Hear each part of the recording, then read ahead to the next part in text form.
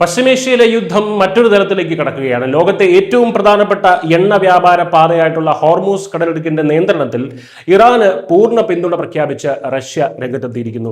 America ഉൾപ്പെടെയുള്ള പാശ്ചാത്യ രാജ്യങ്ങൾക്ക് വലിയൊരു വെല്ലുവിളിയായിട്ടാണ് റഷ്യയുടെ ഈ ഒരു നീക്കം ലോകമെമ്പാടും വിലയിരുത്തപ്പെടുന്നത്.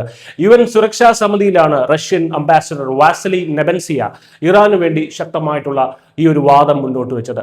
ഹോർമൂസ് കടലിടുക്കിലെ ഗതാഗതം നിയന്ത്രിക്കാൻ ഇറാന് പൂർണ്ണ അവകാശമുണ്ടെന്ന് അദ്ദേഹം വ്യക്തമാക്കി. യുദ്ധസമയത്ത് ആക്രമണം നേരിടുന്ന ഒരു രാജ്യത്തിന് സുരക്ഷാ കാരണങ്ങളാൽ സ്വന്തം സമുദ്രാതിർത്തിയിൽ നിയന്ത്രണങ്ങൾ ഏർപ്പെടുത്താമെന്നാണ് റഷ്യയുടെ നിലപാട്. ഇതിനിടെ പാശ്ചാത്യ രാജ്യങ്ങളെ കടൽ കൊള്ളക്കാരോടാണ് റഷ്യ ഉപമിച്ചത്. തലയോട്ടിയുടെയും അസ്ഥികളുടെയും ചിത്രമുള്ള കറുത്ത കൊടി പാറച്ചെത്തുന്ന യഥാർത്ഥ കടൽ കൊള്ളക്കാരെക്കാൾ കഷ്ടമാണ് ഉപരോധങ്ങളുടെ പേരിൽ നിയമവിരുദ്ധ പ്രവർത്തനങ്ങൾ മറച്ചുവെക്കുന്ന പാശ്ചാത്യ രാജ്യങ്ങൾ എന്ന റഷ്യയുടെ പരിഹാസം ഈ വിഷയത്തിലെ രാഷ്ട്രീയ നാടകീയത എത്രത്തോളമാണെന്ന് വ്യക്തമാക്കുന്നു. പാശ്ചാത്യ രാജ്യങ്ങളെ കടൽ കൊള്ളക്കാരോട് ഉപമിച്ച റഷ്യൻ പ്രസ്താവനയ്ക്ക് കൃത്യമായിട്ടുള്ള ചില കുന്തമുനകളുണ്ട്. ഐക്യരാഷ്ട്രസഭയുടെ അനുമതിയില്ലാതെ അമേരിക്കയും യൂറോപ്പും അടിച്ചേൽപ്പിക്കുന്ന ഏകപക്ഷീയമായിട്ടുള്ള ഉപരോധങ്ങളെയാണ് റഷ്യ നിയമവിരുദ്ധമെന്ന് വിളിക്കുന്നത്. ഈ ഉപരോധങ്ങളുടെ മറവിൽ ഇറാന്റെയും റഷ്യയുടെയും വ്യാപാര കപ്പലുകൾ, എണ്ണ കപ്പലുകൾ തടയുന്നതും അതുപോലെ കരിങ്കടലിൽ റഷ്യൻ വ്യാപാര കപ്പലുകൾക്ക് നേരെ യുക്രൈൻ നടത്തുന്ന ആക്രമണങ്ങൾക്ക് പാശ്ചാത്യ രാജ്യങ്ങൾ നൽകുന്ന പിന്തുണയും ഒരുതരം കടൽക്കൊള്ള തന്നെയാണെന്നാണ് റഷ്യയുടെ വാദം.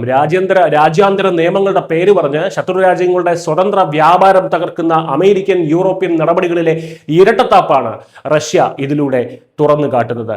ഇറാൻ വിദേശകാര്യമന്ത്രി അബ്ബാസ് അരഗാച്ചി റഷ്യ സന്ദർശിച്ചതിന് പിന്നാലെയാണ് ഈ ഒരു പുതിയ അന്താരാഷ്ട്ര നീക്കങ്ങൾ ഇപ്പോൾ ഉണ്ടാകുന്നത്. ഹോർമൂസ് കടലിടുക്ക് തുറന്നു കൊടുക്കാൻ ഇറാൻ ഇപ്പോൾ പ്രധാനമായും 3 നിബന്ധനകളാണ് മുന്നോട്ട് വച്ചിരിക്കുന്നത്. ഒന്ന്, അമേരിക്ക ഇറാനിയൻ തുറമുഖങ്ങൾ ഏർപ്പെടുത്തിയ ഉപരോധം പിൻവലിക്കുക. 2, പശ്ചിമേഷ്യയിലെ യുദ്ധം അവസാനിപ്പിക്കുക. 3, ഇറാന്റെ ആണവ പദ്ധതിയുമായി ബന്ധപ്പെട്ട ചർച്ചകൾ തൽക്കാലത്തേക്ക് മാറ്റിവെക്കുക.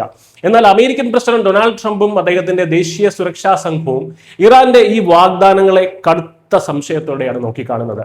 ചുരുക്കത്തിൽ ഹോർമൂസ് കടലിടുക്ക് ഇപ്പോൾ കേവലം ഒരു ജലപാതയല്ല, മറിച്ച് ലോകശക്തികളുടെ വലിയൊരു ബലപരീക്ഷണ വേദിയായി തന്നെ അത് മാറിയിരിക്കുകയാണ്. റഷ്യയുടെ പരസ്യ പിന്തുണയോടെ ഇറാൻ വിലപേശൽ ശക്തമാക്കുമ്പോൾ യുദ്ധം വെറുമൊരു പ്രാദേശിക പോരാട്ടം എന്നതിലുപരി ആഗോള സമ്പദ് വ്യവസ്ഥയെ തന്നെ സ്തംഭിപ്പിക്കാൻ കെൽപ്പുള്ള വലിയൊരു പ്രതിസന്ധിയായി തന്നെ മാറുകയാണ്. ഇതിനോട് അമേരിക്ക എങ്ങനെ പ്രതികരിക്കും എന്നതാണ് ലോകം ഇപ്പോൾ ഉറ്റുനോക്കുന്നത്.